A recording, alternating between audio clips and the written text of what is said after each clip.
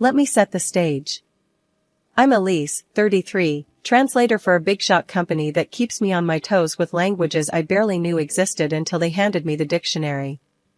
My life's not your typical fairy tale, it's more a series of plot twists.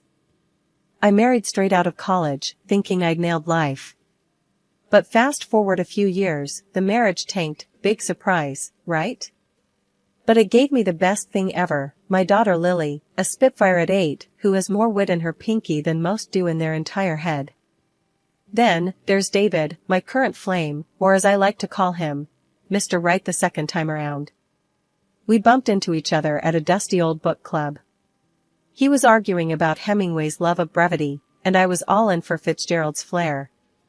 Sparks flew over worn pages and tepid coffee. That was the start of endless debates and coffee dates. A year down the road, David popped the question at the same dingy coffee shop, with a ring as understated as our meeting. "Elise, will you?" He had started, all nervous, which wasn't his usual confident self. "Make your coffee every morning?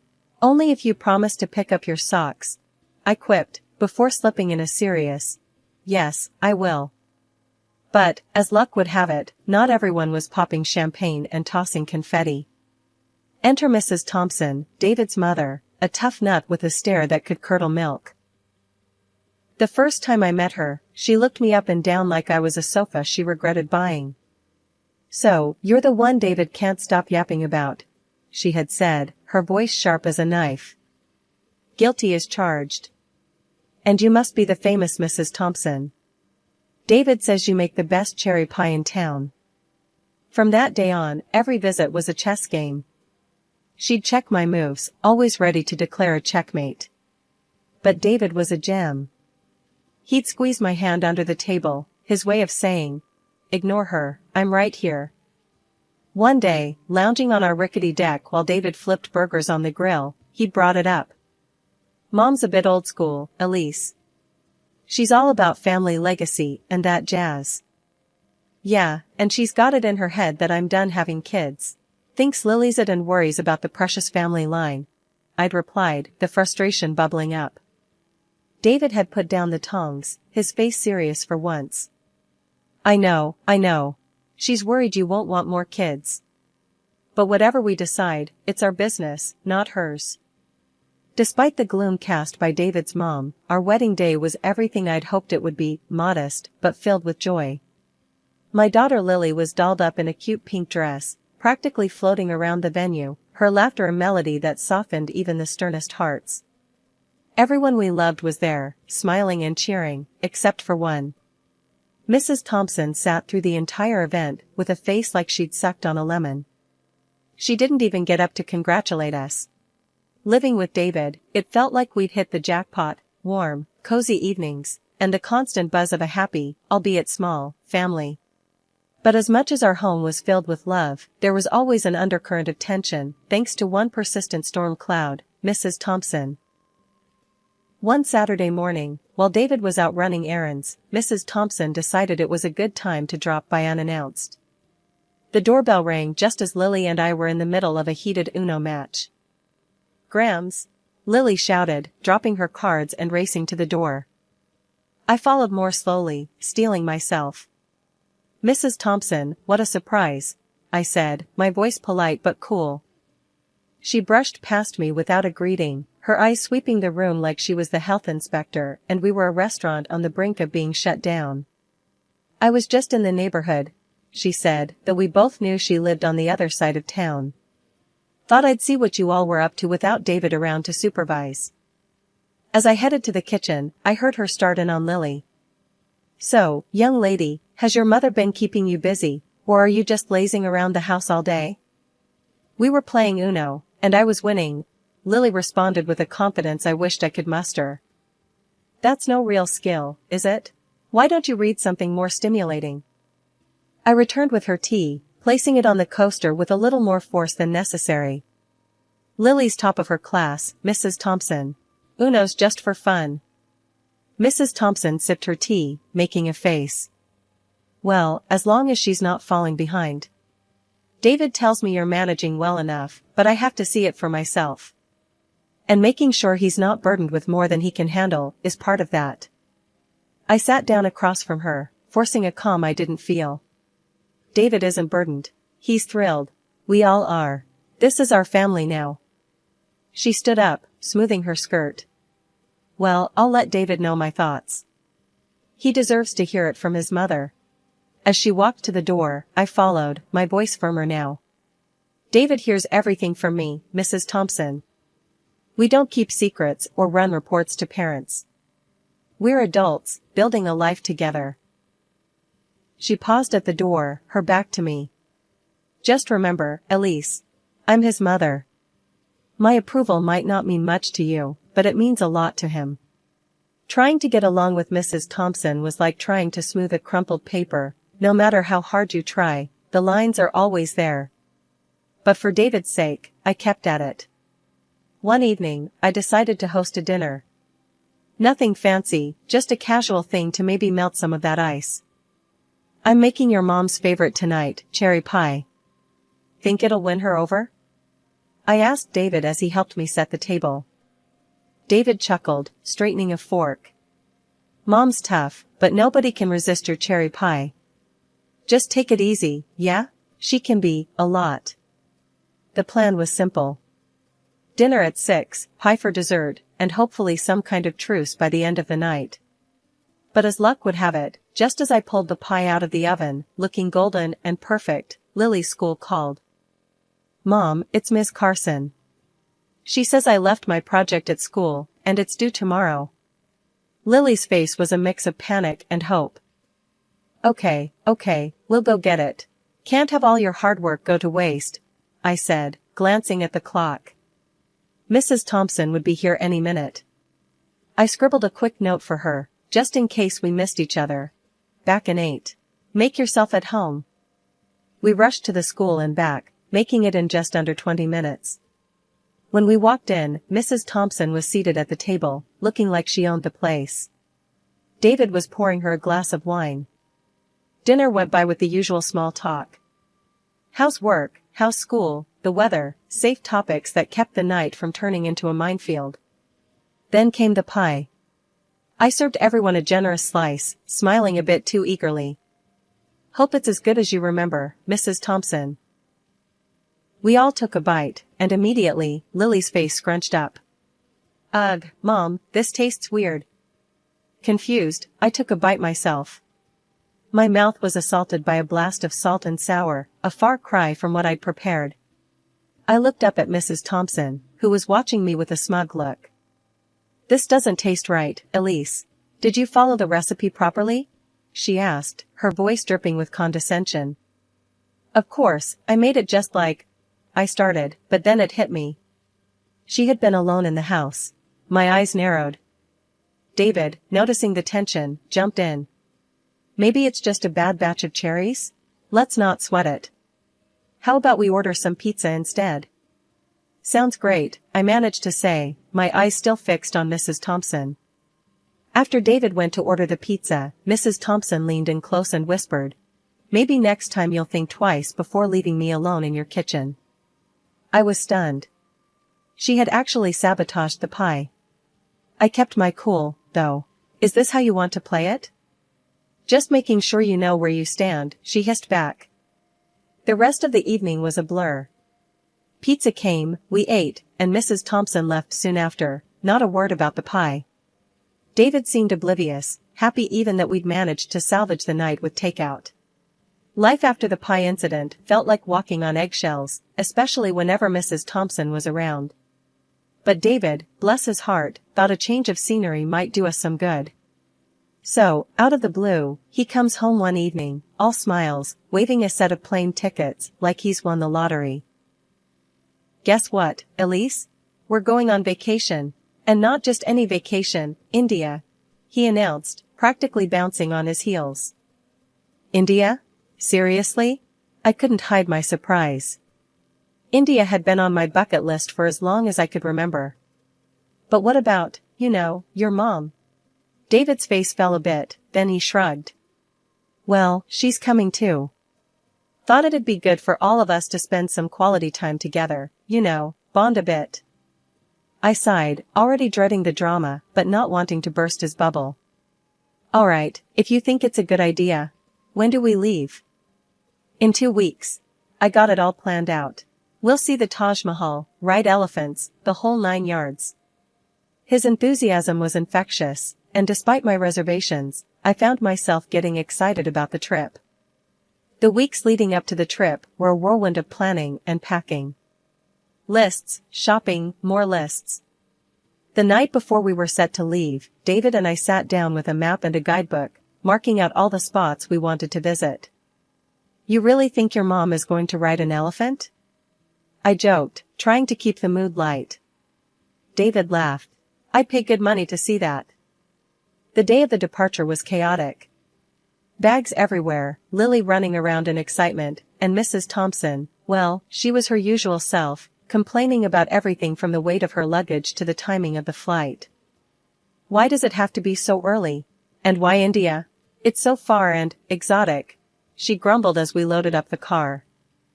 Mom, come on, it's an adventure. Elise has always wanted to see India. We're going to have a great time, David tried to reassure her, giving me a wink. At the airport, Mrs. Thompson's mood hadn't improved. She fussed over her boarding pass, her seating arrangement, the lack of her preferred magazine at the airport shop. On the plane, Mrs. Thompson ended up seated separately from us, much to everyone's relief. She had managed to argue her way into an aisle seat closer to the front, away from our block of 3. As we soared above the clouds, heading towards an unknown experience, I couldn't help but wonder if this trip would bring us closer together or drive a deeper wedge. But ready or not, India awaited, and with it, a journey that was sure to be unforgettable. India was nothing short of an eye-opener, colors, chaos, and smells that could knock you sideways if you weren't careful. We'd been having the time of our lives, except, of course, for Mrs. Thompson, who found something to complain about at every turn. Still, David, Lily, and I were making the most of it, soaking up every experience. After a long day of sightseeing, we were back at the hotel, exhausted but happy.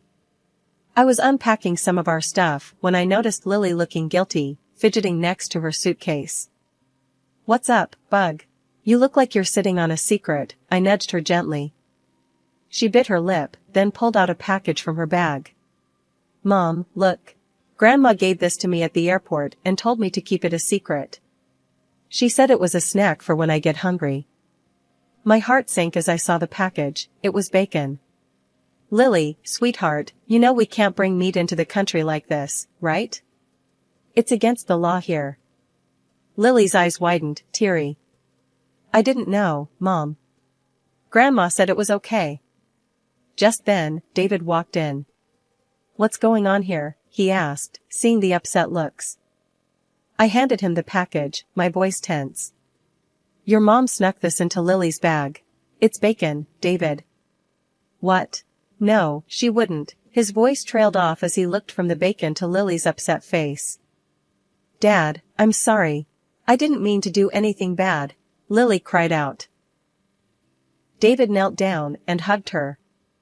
It's not your fault, honey. You didn't know. He looked up at me, worry creasing his forehead. Elise, what are we going to do? First, we get rid of this properly. Then, we need to have a serious talk with your mother, I said, more annoyed than ever. David nodded, still shocked but supportive. Yeah, okay. Let's handle this. We managed to dispose of the bacon without any issues, thankfully. But the mood was set for a confrontation.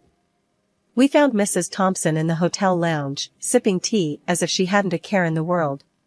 Mom, can we talk? David's tone was firm as he approached her, a sign he meant business. Mrs. Thompson looked up, her expression wary. What is it now, David? Can't you see I'm trying to relax? David didn't waste any time. Why did you give Lily bacon to bring here? You know that's illegal. It could have gotten us in serious trouble. Mrs. Thompson scoffed, rolling her eyes. Oh, please, it was just a few slices. You're making a mountain out of a molehill. It's not about the quantity, Mom. It's about following the law. And putting Lily in that position? Really? David's frustration was palpable. I stepped in, unable to hold back. Mrs. Thompson, what were you thinking? Putting your granddaughter in such a risky situation, just for what? A snack? She bristled, defensive. I was thinking of my granddaughter, unlike you, who drags her halfway across the world to places like this. That's enough, Mom. You're not making any sense, and what you did was wrong. Plain and simple, David cut her off. The conversation went around in circles for a while, with Mrs. Thompson refusing to see reason. But David stood his ground, and I couldn't have been prouder. Later that night, in our room, David apologized for his mother's behavior again. I'm sorry, Elise. I never thought she'd go this far. It's not your fault, David. But we need to be more careful with her. Who knows what else she might pull, I said, the day's events weighing heavily on my mind. David nodded, pulling me close. We'll handle it, together. No more secrets, no more sneaking around. We're a team, right? Right, I agreed, feeling a bit better knowing we were in this together. Still, as I watched Lily sleep peacefully, unaware of the storm her grandmother had almost caused, I knew this trip was going to be more than just a vacation. It was a test of our family's resilience. Our trip to India turned out to be way better than I feared. We saw incredible places, and even Mrs. Thompson kept her cool, which made me think maybe I had been too harsh on her. By the end of our trip, I was almost relaxed about her being around us.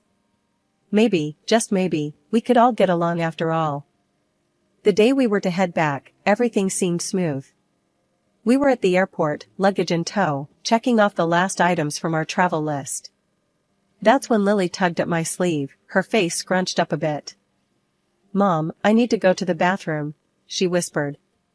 Sure, sweetie. Let's go, I replied, turning to Mrs. Thompson. Could you hold my bag for a minute? She smiled, a bit too sweetly. Of course, dear.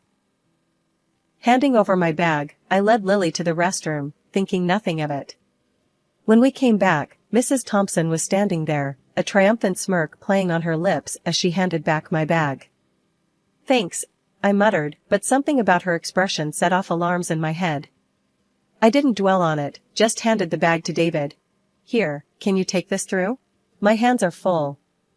Sure thing, he said, slinging it over his shoulder as we headed to the security checkpoint. Lily and I passed through first, easy and clear. I waited on the other side, watching as David placed the bag on the conveyor belt. That's when everything went sideways. The security officers at the monitor started whispering urgently, pointing at the screen before motioning David aside. 2 more officers approached, their faces stern. What's going on? I called out, stepping closer, but a security officer held up a hand to stop me. Ma'am, please wait here, he said. Panic clawed at my chest as I watched them talk to David, his face growing paler by the second. Then, without warning, they escorted him to a small room off to the side. Mrs. Thompson rushed over and grabbed my arm, her earlier smugness replaced by concern. Elise, what's happening? Why are they taking David? I pulled my arm away, keeping my voice steady, despite the chaos. I gave him my bag to carry through the scanner. They found something in it, something that shouldn't have been there. Her eyes widened, and for a second, I saw fear flicker across her face. Without another word, she tried to follow the officers who took David, but the customs officials stopped her. That's when she lost it, her composure cracking like thin ice underfoot. It was me. I did it. I put those things in her bag, she shouted, trying to push past the officers. The officers, now alert to a deeper issue, brought her back to where I was standing. They started asking rapid-fire questions. It was then that Mrs. Thompson broke down completely, crying and shaking as she confessed. While Elise was with her daughter, I put the money and medicines in her bag, she sobbed, her voice echoing in the busy airport. I wanted her to get caught, to be held back here while we went home. I couldn't believe what I was hearing. It was one thing to suspect your mother-in-law didn't like you, but another to hear her admit to framing you. The customs officers took us all aside to sort through this mess. As we stood there, with officers buzzing around, taking notes, Mrs. Thompson turned to me, tears streaming down her face. "Elise, I'm so sorry. I thought if you were out of the picture, David would come back, that he'd realize his mistake. But I was wrong, so wrong. Please, can you forgive me?" I stared at her, feeling a mix of anger and pity. "You didn't just make a mistake. You almost ruined our lives." The officers had listened to everything, and after confirming the story with the surveillance footage, they decided to release David. He came back to us, his face a mask of shock and relief. When he saw his mother in handcuffs, something inside him seemed to break. "Mom, how could you?" His voice was barely a whisper, but it cut through the noise around us like a knife. "I wanted to protect you," Mrs. Thompson cried, trying to reach out to him. The police took Mrs. Thompson away to process her for the crimes she admitted to, leaving us in a bubble of stunned silence. As we headed to the gate to catch our rescheduled flight, I leaned on David, the events of the day replaying in my mind.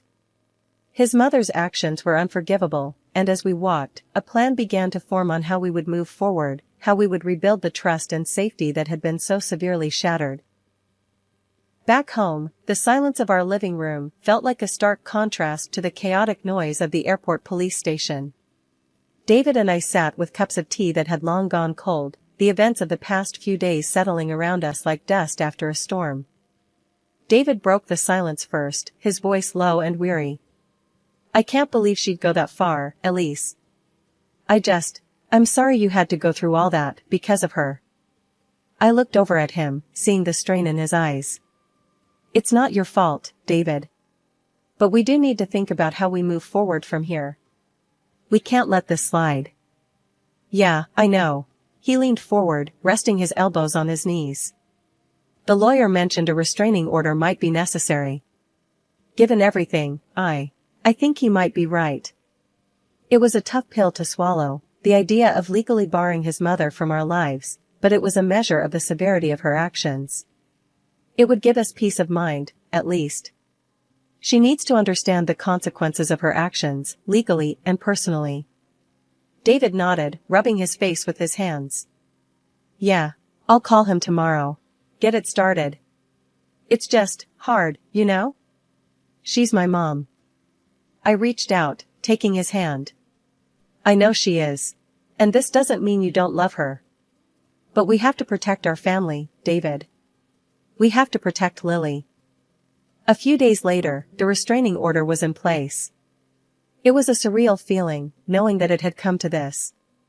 When David told Lily, he did it in a way that was gentle, but honest. "Grandma made some very bad choices, and for now, we need to make sure we're all safe," he explained to her. Lily nodded, her understanding far beyond her years. "Is Grandma going to be okay?" she asked, her small voice full of concern. "We hope so, sweetheart. We hope she gets the help she needs," I added, pulling her into a hug. Life started to settle into a new kind of normal. The days passed with fewer worries about unexpected disruptions, and slowly, the tension began to ease from our shoulders. Mrs. Thompson had spent 2 months in a local prison and was then deported back to the United States. The image of her, desperate and broken, was stark, but it was her actions, not mine, that led us here. Days passed, and the ripple effects of Mrs. Thompson's actions were felt throughout our wider circle of family and friends. People who had once been fixtures in our lives began distancing themselves from her.